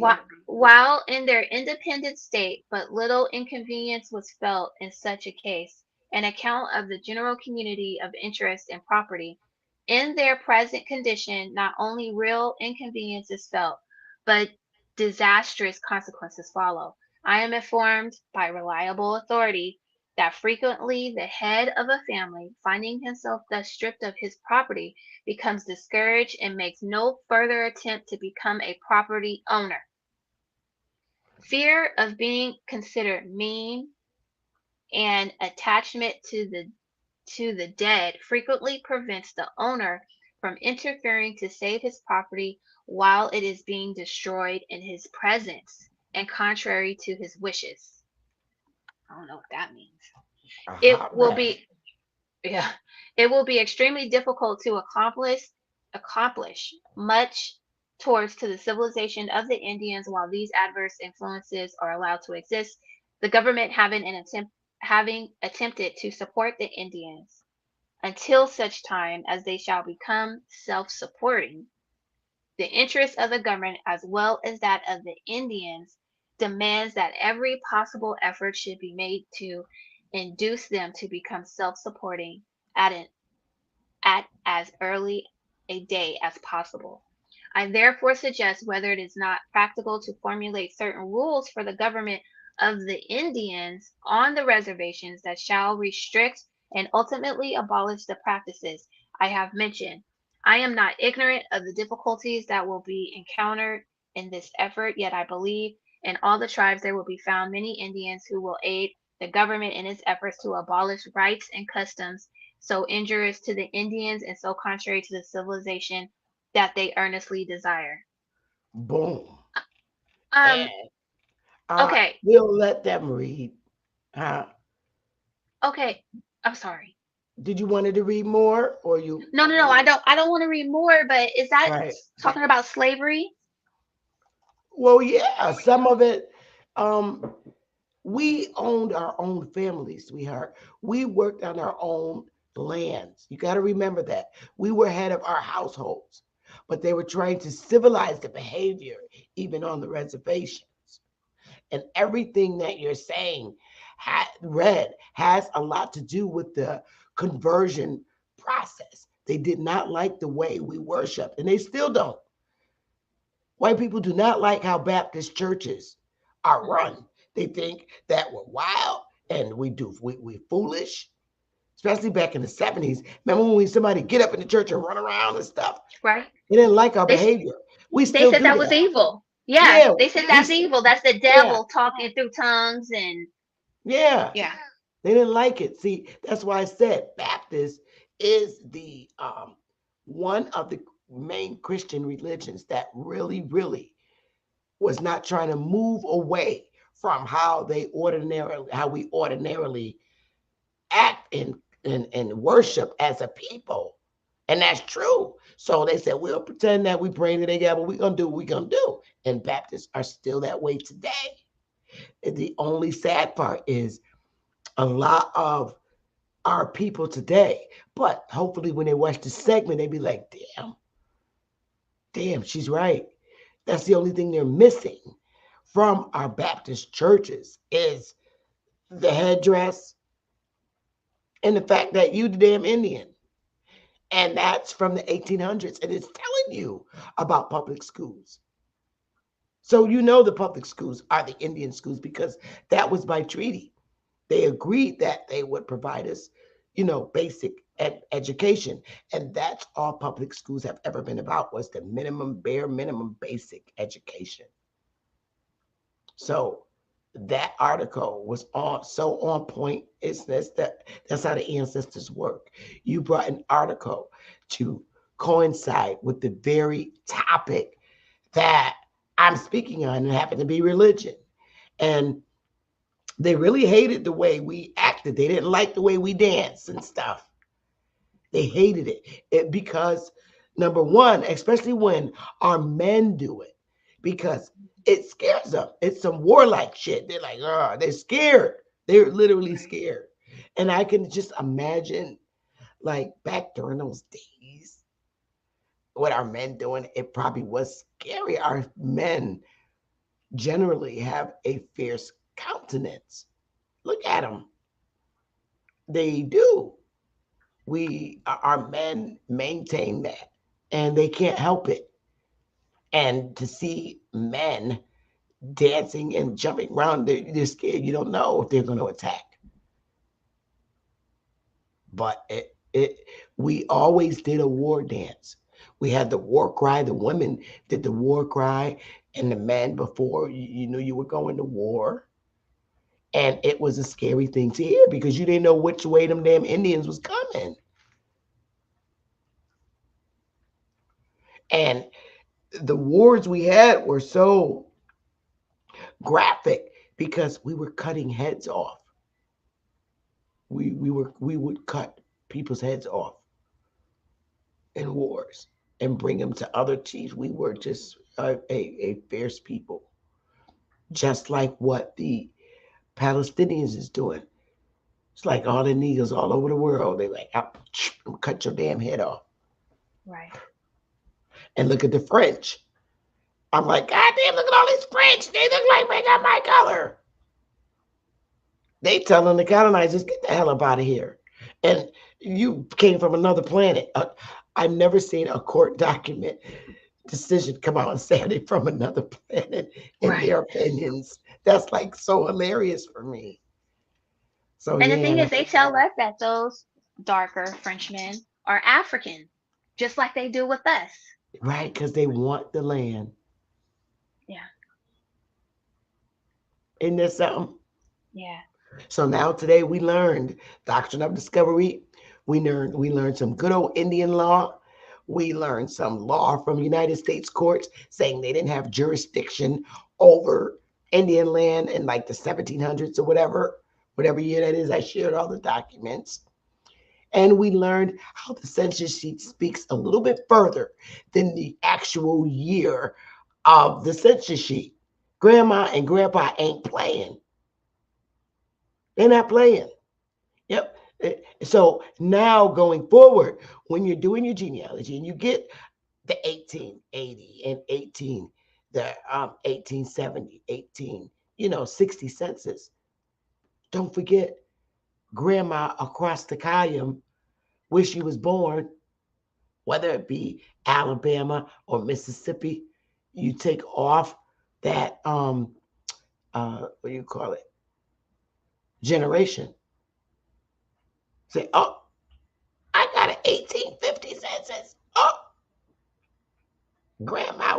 I'm 50 in 1850. So if I'm 50, we gotta take off some years for grandma and grandpa, like I just showed you how to do. That even goes deeper. So if you're born in 1850 and you're 50 years old, if you're 50 years old in 1850, right? You head of household, you're 1850. In 1850 census, you're 50 years old. You were born in 1800, right? Yes, no? If you got an 1850 census and you were born and you're 50 years old. You were born in the 1800s. All right. That's when you were born to head of household. Now take 20 years off of 1800. Where that put you at? Now you in 80. That's when mama was born over in Alabama, 1790. Mama wasn't no slave. Right. So the census sheets truly speak, you guys. So take a good breath. You know your average. That's right, girly. That's right. Always take off a generation. A generation could be from anywhere from 15 years to 20 years. I try to give mom and them the benefit of the doubt. For the most part, you really should take off age 16, take off 16 years, because a lot of our ancestors got pregnant between the ages of 16 and 20. So you take the generation off. You say, well, I'll be damned. So don't ever think that when you're looking at a census sheet that your research ends in the year of the census. Nope, you got to take off the generations for their mama and daddy. So here's what I want to show you. I want to pull this up so you can see. Now, this is mine. I use my sister and her daughter. My niece was born in 84. That's Bunny's daughter. My mom was born in 48. I'm going from the bottom up. My mother's mother was born in 1931. My grandmother's mother was born in 1908. Her mother was born in 1878. And her mother was born in 1837. And listen, if you get the 1830 census, you're going to take off 20 years or so, because Peggy going to tell you that her mama was born in South Carolina or Alabama or Tennessee or whatever. So you 1980 babies, I love y'all so much. Look at how many generations back that is. For you 1980 babies, the last babies to learn morals, good morals. How many generations back is that from Latoya? Starting with Bunny. 1, 2, 3, 4, 5, 6 generations back. Man, you own this goddamn soil. Like you are you an 80s baby or a 70s baby? I'm kind of closer to the 70s. Like I'm at the border. So 70s, you can 80s, still yeah. count it back. You can still count it back. You would fall with Latoya. Okay. I mean, generations that is. Yeah. You own the soil, baby. You're Indian. By tribal law and custom. That's why they talking about y'all. Do you really think white people were dancing on the reservations that the colonizers were mad about the commissioner of Ontario? What, you think there was white people around there dancing? That white people can't even fucking dance. Let's not play games. And that they felt that was so scary and warlike. Yes. I mean, you see how our brothers dance when they be like, when you see that, you get kind of a glimpse if you see the Hebrew Israelites when they be walking and shit together. Even the Nation of Islam brothers. You seen the Malcolm X movie when they was real structured. They ain't like that shit. They said that's just too much power for one damn nigga. And then how do they describe it? They describe it as warlike. Those guys are just be walking and together, and they talking about that's aggressive. Just like our men walk, period. We got a swag walk. A swag walk. I mean, you can see my husband like 3 miles down the street, you know it's him because it was that walk. That walk. I'm like, God, can't you walk right? He says how I walk. Don't try to change the way I walk. I'm like, okay. And my father, he walked with his head to the side. And it just almost looked like you're going to run up on somebody. I'm like, but he used to always walk with his head like this. My father with his bow legs. And we'd be walking and he walked. But a lot of women were attracted to my father, because of the way he walked and looked, because it kind of looked like he's trying to look up your dress or something. And I would be walking and say, Daddy, lift your head up. He just put it to the other side, keep going. So yeah, that swag. yeah, the swag. So yeah. But yeah, so it is what it is. It's like for so many years, since the time when we were seen as and identified as the Indians, they have been trying to change our customary ways to like be like white people. They wanted to raise Indians to talk like white people. They couldn't stand the way we spoke, and they still can't stand our ebonics in our hood. Right. You know, my stepson, when we took him to get his last name corrected, um, the judge was like, "Can you please remove your hand from your face?" He didn't like the fact that my stepson was playing with his little mustache hairs, and he said, "Could you sit up straight?" And I almost wanted to throw something at his ass, but I know he was a judge. I can't. So, but because you do have to have some professionalism in their corporate environments. And I get that and I understand that. And it's probably best to.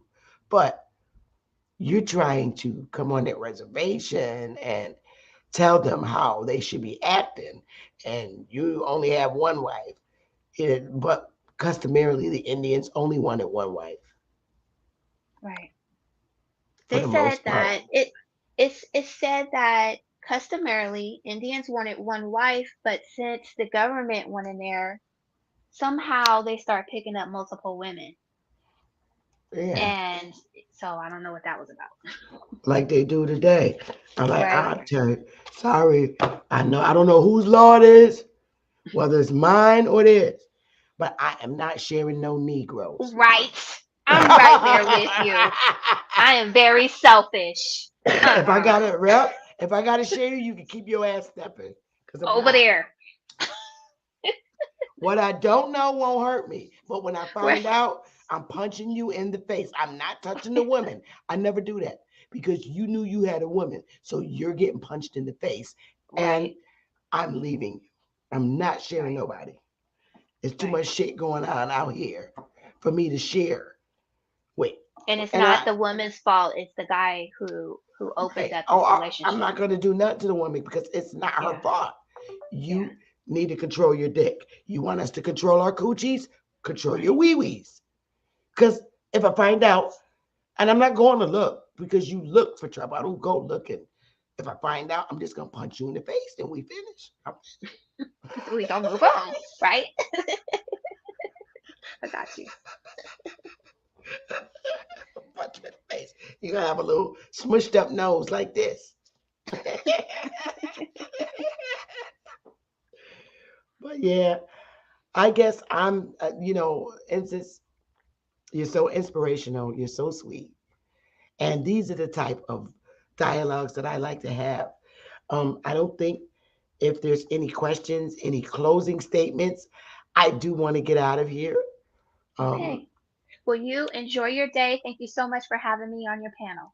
Thank you. Always, always, always, always a pleasure. Always. Okay. Goodbye. So love you, sweetie. Take it easy. All right, y'all. I'm about to get on up out of here. I didn't want to make the segment too long. It's exactly 2 hours. So it's it'll provide and help people. Hey, Libra son. Hey. Oh my God. Look who's in here. Gwen, Adam, Alexis, Libra son. The link is at the top. Come and say hi, Libra son. I ain't seen you in a while. Let me see. Lou Era. Kevin Russum. You welcome. Kahi Guy. Oh, we just been reading away. Charles Johnson. Let's see who else we got up in here.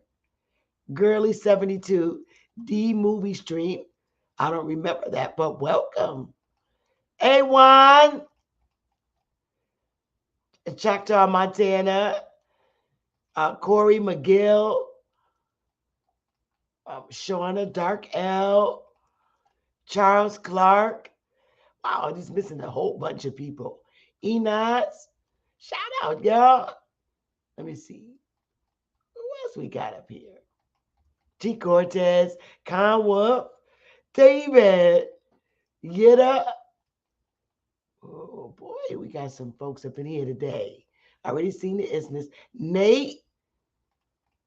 Hey, I think I got everybody. Oh, Angela Bryant, Alton Clay, Juarez. Oh, hey, Juarez. Let's see. I think that I got everybody. You guys are awesome. Certified Sachi. It's that blood quantum was created to take the rights of Indians with half blood or greater. Yep. You got it. Yes. I wish you would share that document, certified, because that's the factual truth. Because if you look right here, she passed the paperback test, but she ain't white enough. She got to get one more shade whiter. And that's how they did it. Then you get these little fat farts coming up on your panel. So today, it was our turn to checkmate. And that's a fact. Shout out to everybody watching. Y'all smash the like button. It was honorable. It's always honorable. And this is what's going to be me going forward. I'm just going to keep on, and keep coming to read to instill in you, because we have to. We have so many Indians out there. Look at all them Indians. We got to help our Indians. We got to shake that dashiki off of them. For real, for real. And the ancestors, we don't worry if they're still stuck in the daishiki and the power fist pump, because it's going to be it's already being a great awakening. It's already. And don't you believe for 1 minute that at night when these Pan-Africans go to sleep, that they are being consoled by their ancestors to revert them slowly, because it's a lot for them to take in that, oh my goodness, I've been practicing a culture, or trying to anyway, because even if the Pan-Africans, that are in the community, they're not practicing African culture. It's a made-up shit from here. But let's just keep praying to the ancestors for them, so that they will just come to the conclusion, and they're going to be strong. Right now, the ancestors is getting them strong to wake up from a horrible, horrible nightmare, because that's what it was, a horrible, horrible nightmare. And they're all going to wake up. They're waking up now, every day. Every day. They're not going to win, because our ancestors are winners. And we're going to win with waking our people up. No one said that this job was going to be easy, because it's not. We have a lot. We have our families to worry about. We do. But whoever we don't reach in our family, we're going to reach out in the world, because I can tell you this now, every Pan-African do not feel connected mentally, physically, psychologically to the continent of Africa or to the people and culture. They don't feel it, because they are not them. They will learn that they're the gods of this continent. It's just going to take time. So, again, now you have a different outlook on the census sheets. And I just want you to go back and start looking at them and just going through them. It's just like when Miss Seeley found all them letters from Nettie, found all them letters from Nettie, and she just put them in order and read them from the beginning. Put all the census sheets in order because there's so many of them. Like Nettie did, because she sent so many of them. Okay? And I'll be back with more. I'm going to get out of here. I love you guys. And it's really, really, really time for me to go. I'm getting really hungry. So love y'all. I'm out. I'm out.